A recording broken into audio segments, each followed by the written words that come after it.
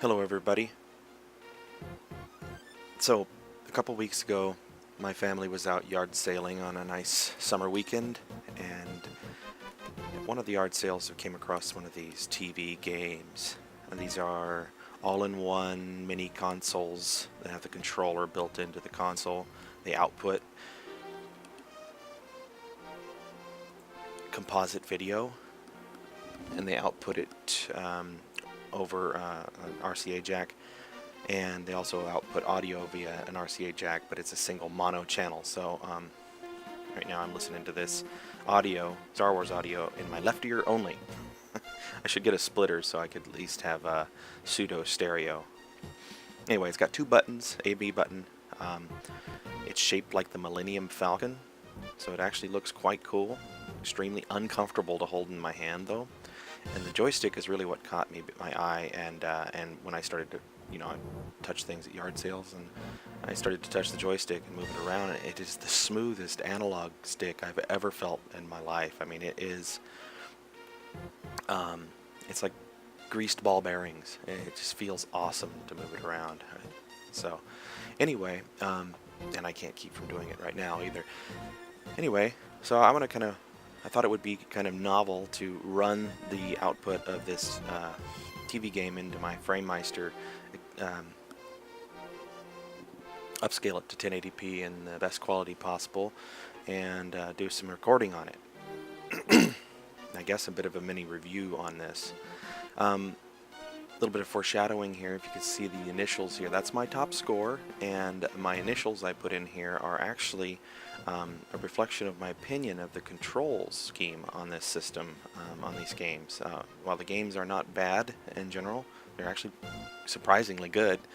The controls of them are awful. So anyway, here we go. Without further ado. So there's 4 games on here, and the first one's called Red Leader, and they kind of follow things, but I'll just there's a description then on the next screen. The taps here, when you go into the game, it kind of gives you a description of the game, which you can read at the top. A bit fuzzy because of the composite video, and upscaling is doing the best it can with it. I would say this outputs a video signal. It's a 240p video signal. I checked with my Framemeister here, I'll show you. And yeah, 240p, 720 by 240p, and 1920 by 1080. It is the upscale. So you can see that the first game is attack on the Death Star, and you're basically it's a shmup, is what it is. So you got your power-ups, your controls, bombs, lasers, joystick. So here we go. So I was surprised at how good the actual game was. I mean, this would be actually, it's novel, but a fun shoot 'em up game. It's nowhere near the equal of a Musha or a Truxton or any of the really good ones, but it's surprisingly good for one of these TV games. And you can see how awful I'm doing right now. And this is not because I'm super bad at games like this. I'm not super great at them, but I'm not terrible at them either. I'm not bad. I can beat shmups like this if I really put my mind to it. But I'm having so much trouble because of this, what I thought was an awesome analog joystick. It's not. It is not an analog joystick at all. Anyway, on a different point, since I'm to this part, I'm fighting against what you can see here. It's a TIE fighter. It's a special TIE fighter that actually came out of the TIE Fighter game series, which I was really surprised to see in this game. It's called a TIE Defender, and in the TIE Fighter series games, you get to pilot that. The main protagonist in the game, Merrick Stell, which is my namesake. One of my favorite games of all times is TIE Fighter series, and I took his name as my screen name. But anyway, I thought it was interesting that they took from that IP, took from that game series any kind of material like the TIE Defender. And you have to launch these bombs on the Death Star to hit these. Gosh, this is hard with this joystick. Anyway, oh yes, I was continuing on that joystick.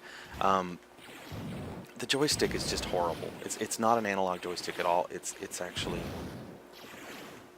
digital, and you have to kind of move the analog feeling joystick about 60 to 70% before it actually engages the movement, and then it's not radiometric. It's on or off like a D-pad.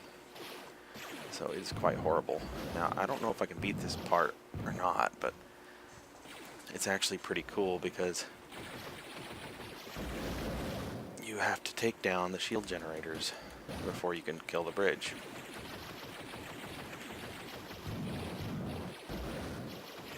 So this doesn't follow the movie specifically, but it is quite fun if you can get used to these controls. It's not a matter of getting used to them. They're just horrible.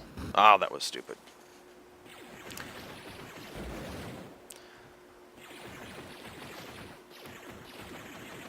And while this game is pretty fun, I'm not sure that there's a lot of depth to it. So I think you get a couple levels in each one of these little mini games in here, like this shoot 'em up. And oops, I ran into it. So I didn't beat it. And I will once again enter in. You can see how hard it is to do anything with this joystick at all. My opinion, my initials are going to be my opinion of the joystick's controls. So that's Red Leader. The second game is Assault on Hoth. It's your defense of the planet Hoth. There's controls. Description: take on the role of a rebel officer controlling the defense of Hoth. You must order the turrets to shoot and raise their shields. Your trench is all that stands between the Imperial Army and the base's shield generator. Sorry.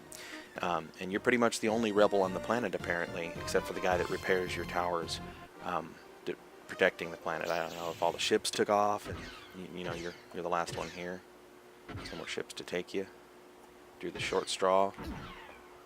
Knocked over the water, and knocked over the water dispenser in the break room, and you get to do this. I don't know, but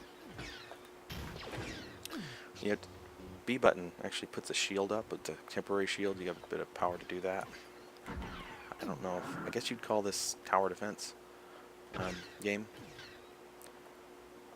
Most tower defense games I'm familiar with, you're building something and not just kind of a cross between.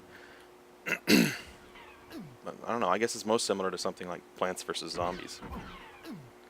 But again, you're not building anything. And you can see the sound effects are very, very canon to the Star Wars series. I've got a probe droid here, and I'm not going to play this game super long. I wanted to just show you all of the different enemies that can come at you that I've seen. Because it gets redundant. It just gets harder and harder, more enemies and more of the same. Here's the last of the enemies that come. You can see a tower gets killed, and you get the little rebel friend comes out there and repairs it immediately. And that's it.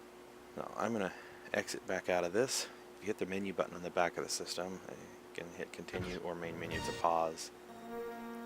The third game is the Battle of Endor. This is my favorite, probably, of the 4 games on the system. You get to take control of characters from the Battle of Endor, dodge trees, so you get to do the speeder races as Leia, and fight against the scout troopers chasing you, and you got to shoot them down or run them into trees, etc. You get to disable the shield generator as Chewbacca. You get to ride the walker in the Battle of Endor, and you get to destroy the second Death Star as Lando in the Melinium Falcon. So this is actually quite fun. It's a side-scrolling. I don't know. It's a shooter, but you don't get to shoot very much. Mainly just a side-scrolling game. The controls. Oh yeah, okay, I ran him into that thing. The controls. You got me. Are still bad with this joystick, but as you can see, I'm having a hell of a time with this stuff. I don't know I'm going to make it very far in this one. I might have to restart and show you some more. But you could see that the controls are terrible, but they are more tolerable in this mini game than the rest that I've seen so far. When you get behind these guys, you can shoot them.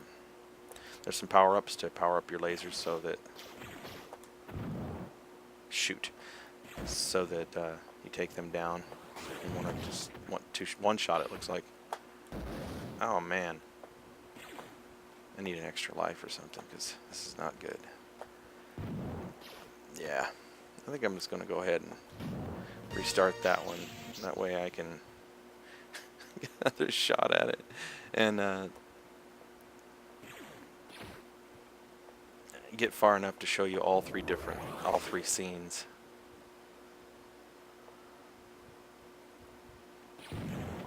So eventually they do get in front of you. Takes 2 shots, or with the power up just 1.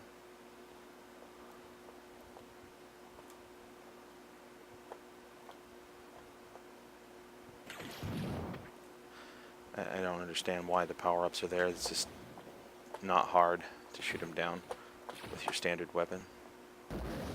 Haha, bumped him into the wall.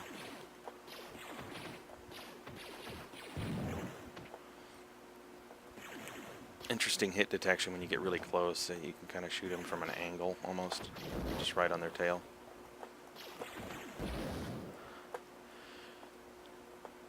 Yeah, right on. Didn't lose a life there, I don't think. So this is the second one, and you basically walker, shoot the stormtroopers, and if there's Ewoks mixed in there, so if you shoot them, I don't know what it does. Maybe it takes away points. This is harder than hell to control with this stick. This is just excruciating. It's stressful, and holding this controller and trying to use this joystick is actually kind of painful.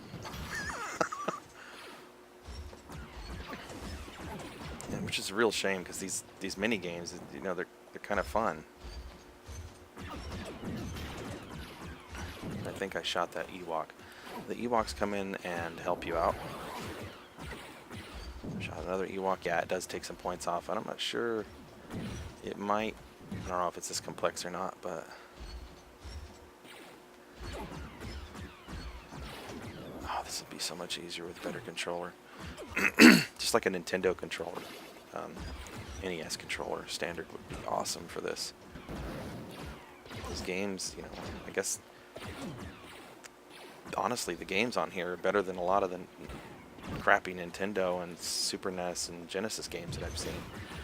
If it just had good controls, maybe sometime I can open this thing up, because I don't think it's really worth anything, and mod it so it can accept like a Nintendo style controller or something. This is the one I really wanted to show you. You get to fly into the Death Star. And if you don't, controls are somewhat tolerable and you can get used to them on this, but this stick, man, wow, so bad.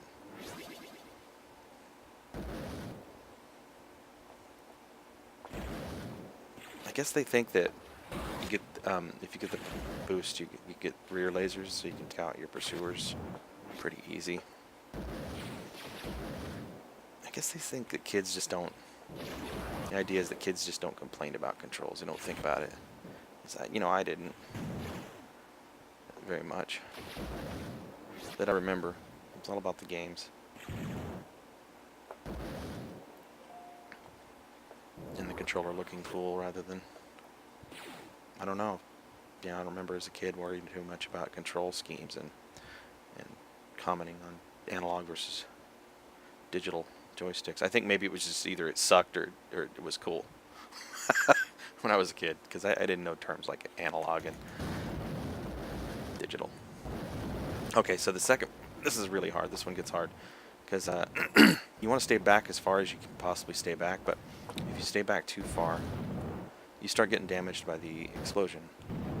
But if you go if you're too far to the front, you just don't have enough time to react to the upcoming obstacles. And I played through this one quite a bit. This is like I said, my favorite mini game on this system. So I've gotten better than I was in the beginning. I might actually get out of this without losing a life or two, or none. Wow, easier this time. So sadly, it doesn't have a lot of level depth, you know. There's not a lot of thought put into it. You just kind of, that's it. Those are the 3 levels, and I think they played through it long enough because my hands are hurting to tell you whether or not it's harder. I don't know if it just repeats or it gets more difficult. I hope it gets more difficult. The last of the 4 games is the lightsaber duel. It's kind of like a Street Fighter kind of thing, and you choose a fighter. I've never unlocked the other 2. If I choose Luke, they put me up against Obi-Wan. I don't know why. And if I choose Vader, it puts me up against Luke. I'm going to choose Vader. Now, I'm going to mention that the controls here would be great, again, if it was a D-pad, but this analog stick, you really, there's no way to put your controller in a position that you're comfortable knowing what's going to happen. I mean, really the only thing I can do is forward and back fairly confidently.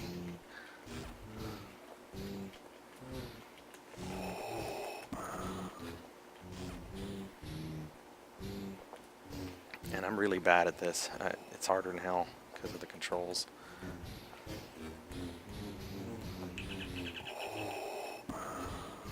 Sorry, that was my phone text. Looks like I beat him.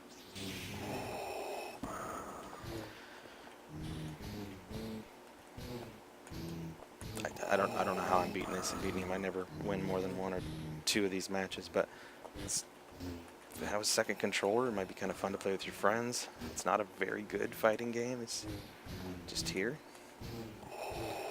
Backgrounds, and Vader looks pretty good. Luke, I think, looks really quite good. His black full-blown Jedi garb with his green lightsaber from Return of the Jedi. There, I'm down. But it might be kind of fun if there's a second controller and you can fight against your friends here.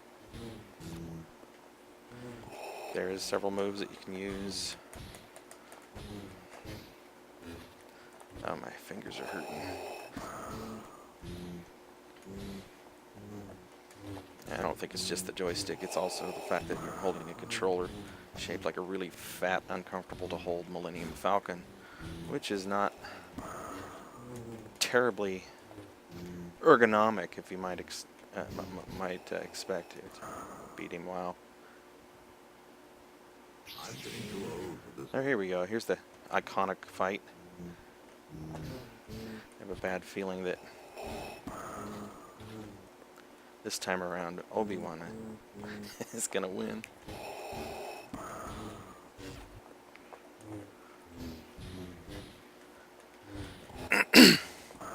Come on, Obi.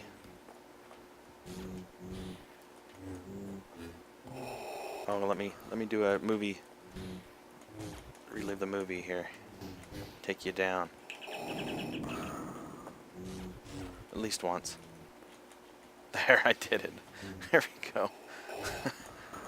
We recreated the scene from episode 4. And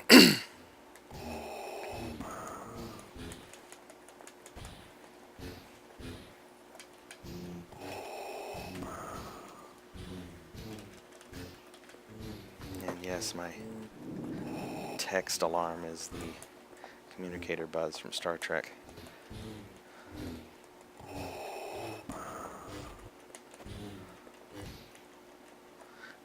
So there's a couple unlocks if you saw the other 2 characters. I think might be Darth Maul and this should be Luke, not Obi-Wan.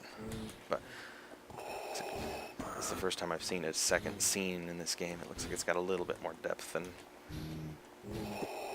I expected. Again, I'm really surprised at the quality of games that ended up being on this little TV game. I expected it to be quite bad, but it's not.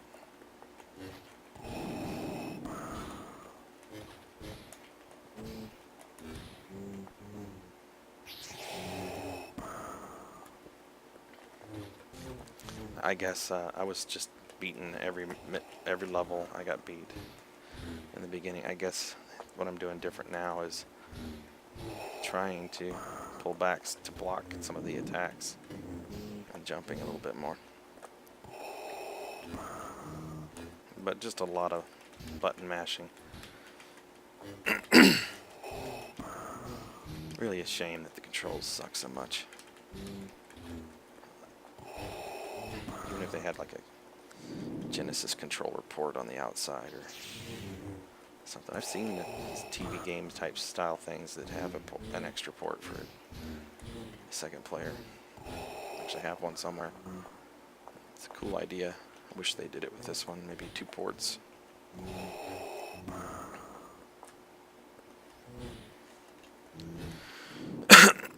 Gosh, forgive me if I've mentioned this earlier in the video, but